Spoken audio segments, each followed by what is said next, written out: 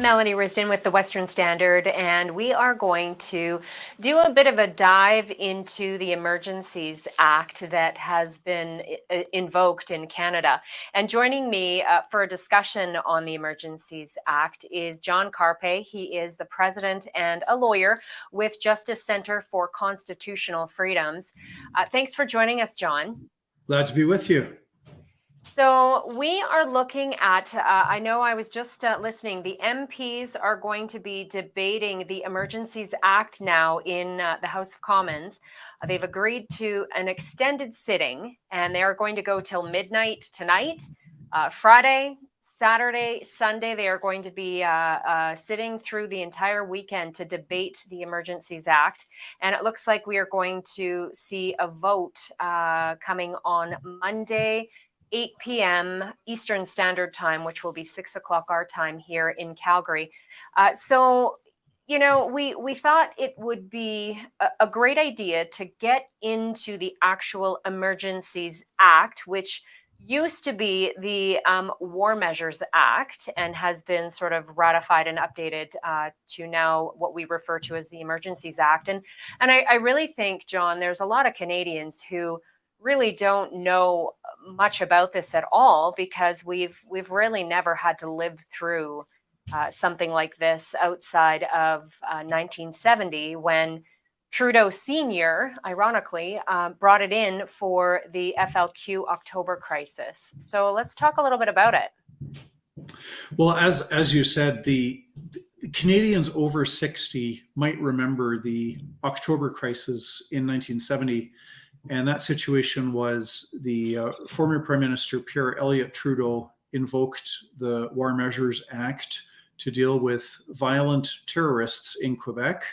We had a situation throughout from the early 1960s right on through to 1970. You had the Front de Libération du Québec, the Quebec Liberation Front, or the FLQ, and they were putting bombs in cars, putting bombs in mailboxes. They put a bomb in the house of Montreal Mayor Jean Drapeau, and they just got worse and worse. And then in 1970, they actually kidnapped British Trade Commissioner James Cross, and they kidnapped Quebec Cabinet Minister Pierre Laporte and later murdered him. And then Pierre Elliott Trudeau invoked the War Measures Act, suspended civil liberties, sent in the troops to primarily Montreal, but throughout Quebec.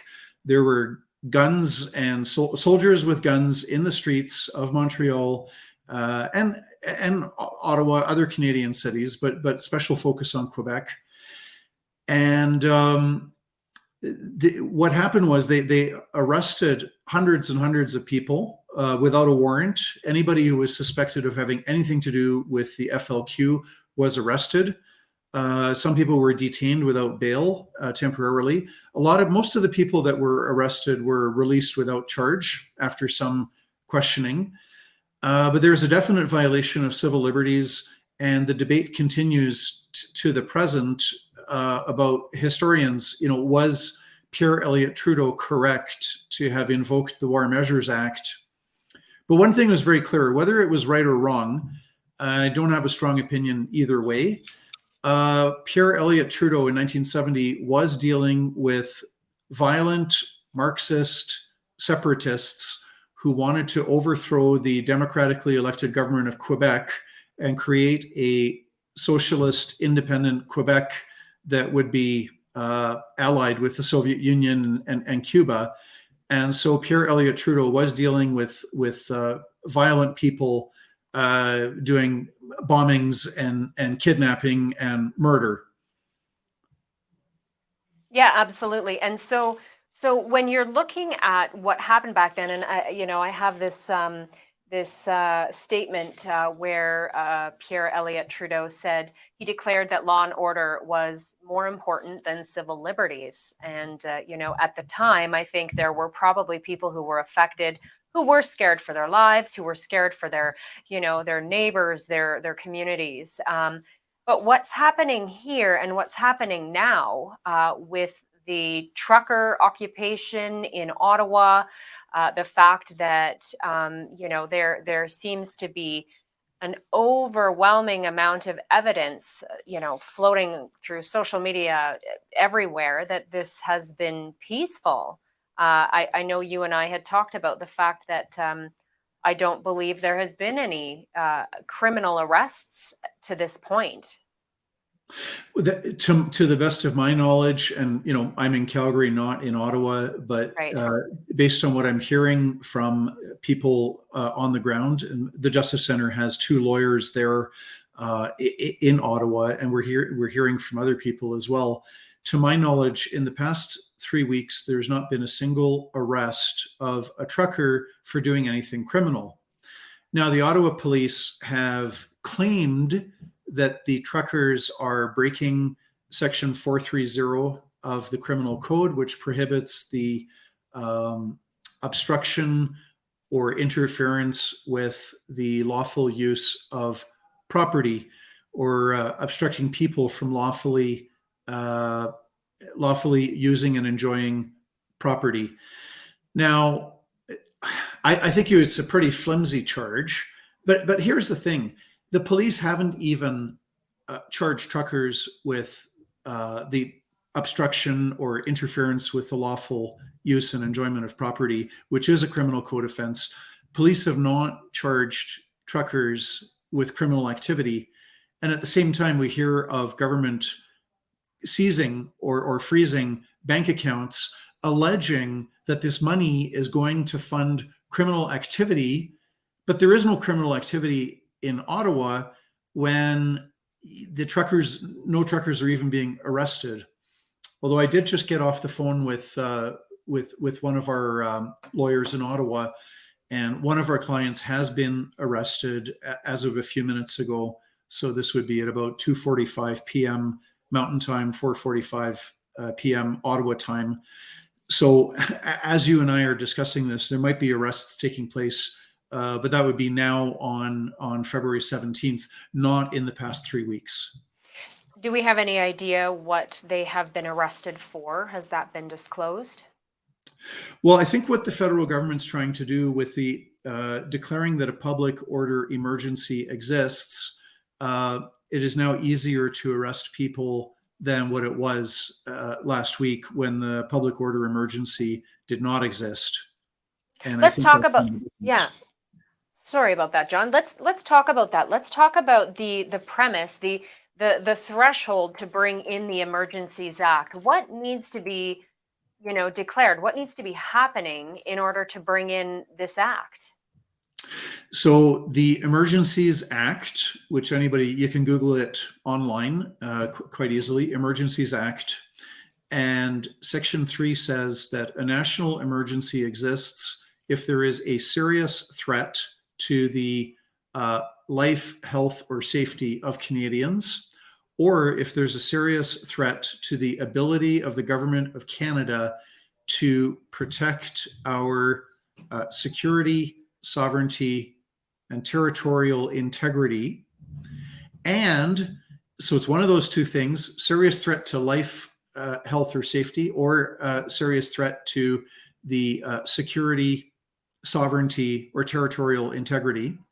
And that other existing federal provincial law is not adequate to deal with the problem. And this just falls on its face when you look at there is no national emergency right now, when you consider that some residents of Ottawa, not all of them, but some residents of Ottawa have been inconvenienced in the past 3 weeks by truckers, which are probably breaking some of the parking regulations, and there might be some breaking of provincial traffic laws. I don't know, and it's not an admission. But so far, the city and the province and the federal government are not even using existing laws. We don't have truckers arrested under Section 430 of the Criminal Code for interfering with the lawful use of property. I'm not aware of there being traffic tickets being issued or parking infractions. So the existing laws have not proven to be inadequate because they're not even being tried. So and moreover, a bunch of peaceful protesters that are causing some congestion and some inconvenience, that is not a serious threat to the ability of the government of Canada to preserve sovereignty, security, and territorial integrity. I mean, it's just ludicrous. It's insane to pretend that peacefully protesting truckers constitute a national emergency. It's just Right. And insane. yeah, and so the threshold is nowhere close to even being met to bring these act in and or to bring this act in. And when the act is invoked, it gives the government extraordinary powers. Well, it does. And in the order that has been issued by Cabinet, and I'm glancing down, I've got it printed out. I'll go through what the federal government says the emergency is constituted of.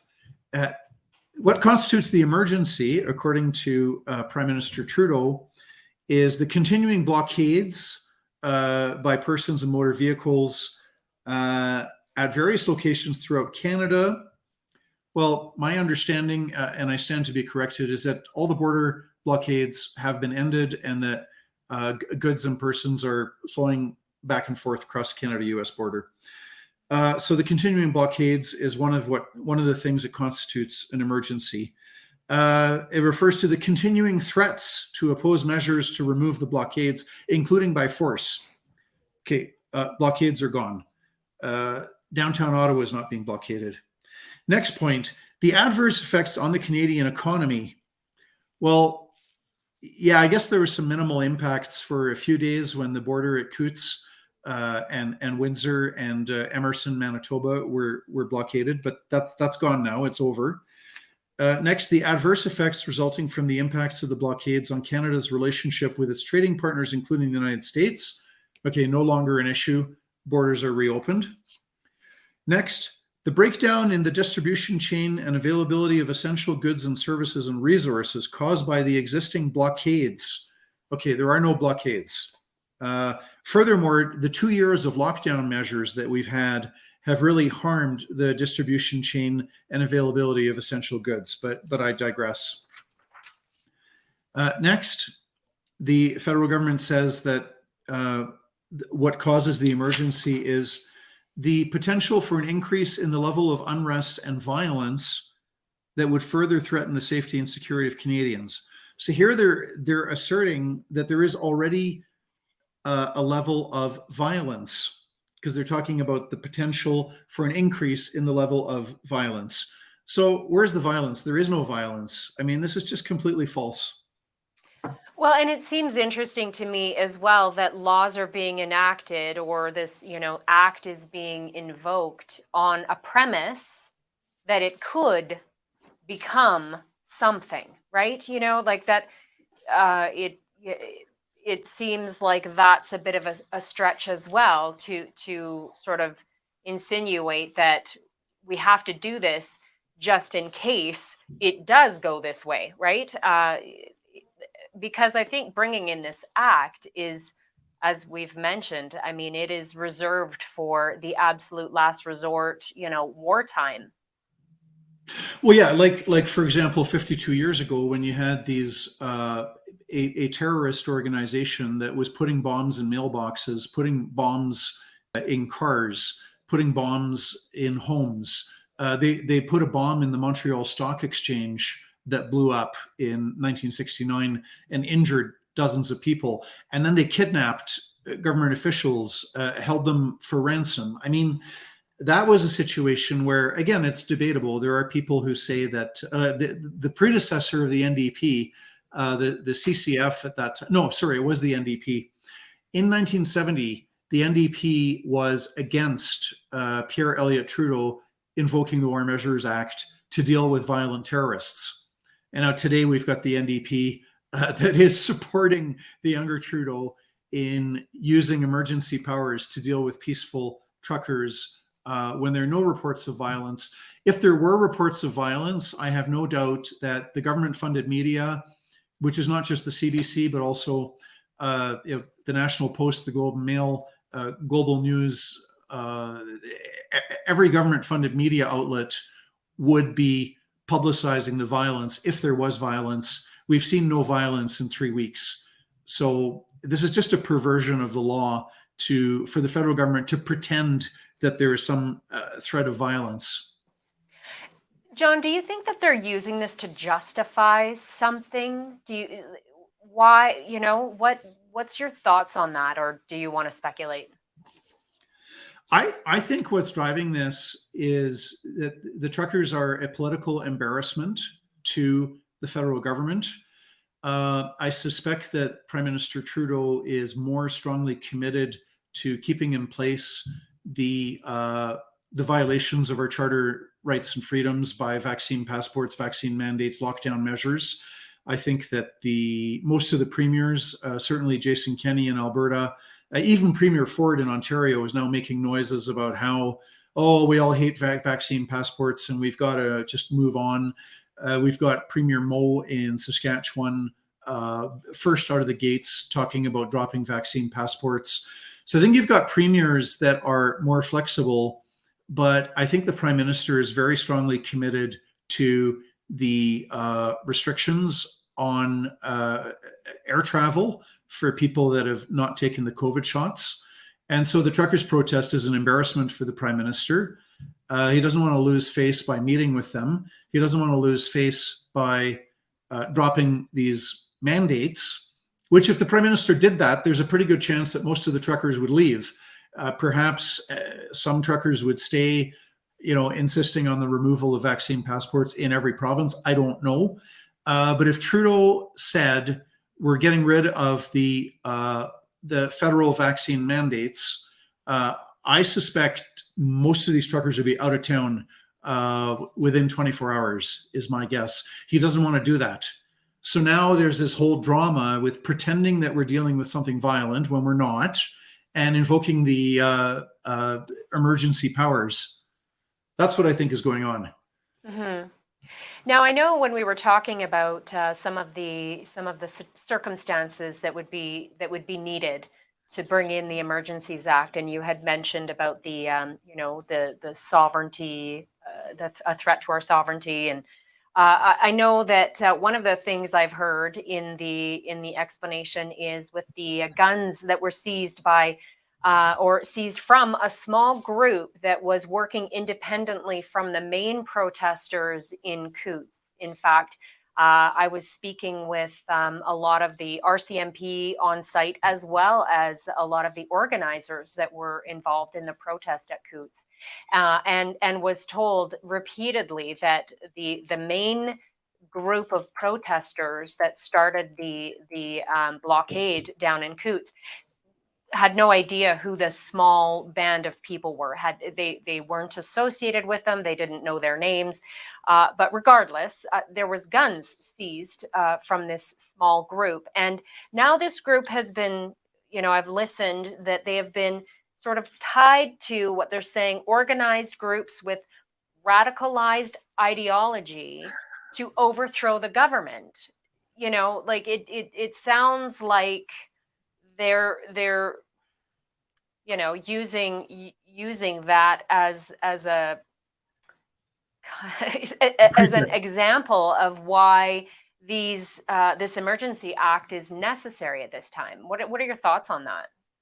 Well, I think the federal government is desperately grasping at straws to try to justify using the Emergencies Act and giving the federal government broad new powers to seize funds in bank accounts. And we can get into that in a minute. So they're desperately looking for justification, even though the CBC and the other government-funded media are not, I think they're not conveying accurately what thousands and thousands of videos from Ottawa show is a bunch of peaceful truckers that are shoveling snow, picking up garbage, setting up bouncy castles for kids, feeding the homeless, cleaning war memorials, etc. So I think most people know that this is a peaceful protest. Yes, it's causing some inconvenience, perhaps even hardship for some people in Ottawa, but it's peaceful. So now the government wants to find caches of guns so that they can try and justify the emergency. I'd like to see the evidence. I'd like to see the details on, where were these guns found? Were they found on somebody's private property that happened to live close to where the people were protesting at the border point of entry near Coutts? And who owned these guns? But were there actually any plans on the part of anybody to make use of any of these guns? Because even if they found a bunch of guns on somebody's private property close to where the protest was, that doesn't mean the protest is violent. There's a lot of people in rural Alberta, small town Alberta, and the major urban centers. There's a lot of people who happen to own firearms. So if they found some firearms on private property, I'd like to see what the link is to the protests, if any. And furthermore, when they talk about, some dark ideology, I mean, what is that? Somebody who disagrees with the prime minister is going to be found to be ideologically dangerous. The absence of details provided thus far by the federal government speaks volumes. I would agree. And speaking of the evidence that you said you would want to see, I have not heard either way, and perhaps this has been released at this point, but whether any of those guns were illegal, whether they were unregistered, I don't have those details as of yet, but I do plan to try to get that information. And so, I think my last question to you would be, as a lawyer who has worked, for the JCCF, you are committed to, upholding Canada's Constitution and our rights as Canadians. What are your thoughts on the slippery slope that this brings about in our free country in Canada? What can you speak to with regard to this Emergencies Act and what that can bring in the future? Well, dictators always need an enemy. Historically, the communists would take away all your rights and freedoms in order to protect you and save you from capitalist exploitation. Hitler seized power in part by talking about how scary the communists were, and he was going to protect you and save Germany from communism. Every dictator always has an enemy that they vilify, and no government ever takes away rights and freedoms without proffering some pretext, some cause of some kind. They're always putting forward something that sounds like a good reason to take your rights and freedoms away. I've heard from people that lived through the Pinochet seizing power in Chile in 1973. Prior to 1973, Chile was a functioning democracy. They had free and fair elections, they had changes in government, and they had freedom of the press, and they were a free society and a free country. And then all of a sudden in 1973, Pinochet and the military, they seized power, and people in Chile were amazed, like how did this happen? Because they were quite confident that they had a strong, solid, functioning democracy. And Right. yet that democracy disappeared, and it did not return until the 1990s. So they had 20 years of dictatorship without elections in Chile. And I think in Canada, what's happening right now is terrifying when you have a federal government that is freezing bank accounts without there being any criminal activity in Ottawa. How do we know that? Well, because in the last 3 weeks, no trucker has been charged or arrested for breaking the law. So there's no criminal activity in Ottawa. And yet the government is busy freezing bank accounts by saying that Canadians that gave money to the Freedom Convoy, that they were financing criminal activity.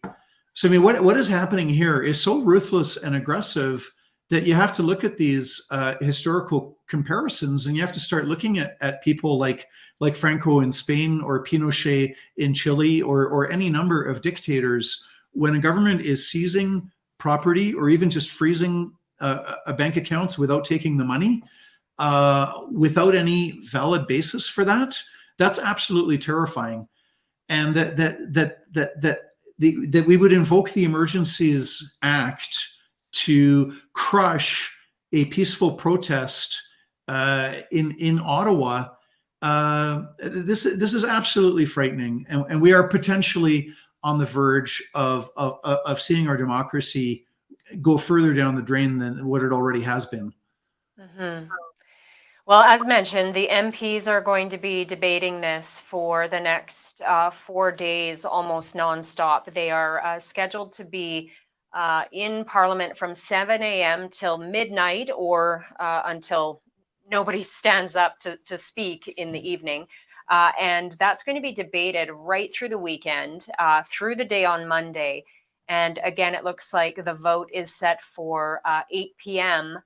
Eastern Standard Time on Monday, 6 o'clock our time. So I think all eyes will be on that vote come Monday. And I think as Canadians, we need to hope that our government is able to avoid what I think you're very right in being concerned about. People should contact their MPs, and that now is a great time also to exercise your charter freedoms.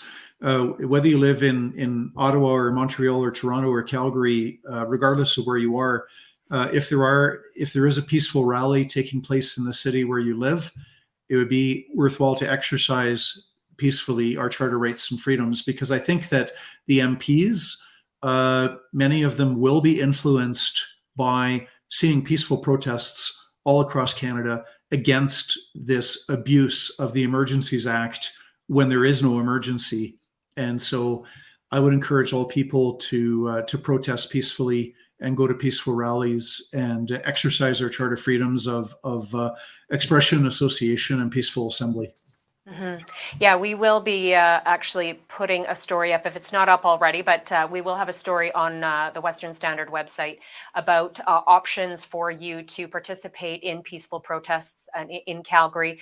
And we're going to sort of dig around and try to find as many as we can to reference for people to get out. And as John says, message your MPs, communicate your thoughts and feelings as a Canadian citizen, because ultimately these decisions will impact all of us for many years to come. So, John, I want to thank you for taking the time to sort of walk us through a little deeper into the Emergencies Act and what we could be facing. And again, our eyes will be on that vote come Monday at 8 p.m. Eastern Time.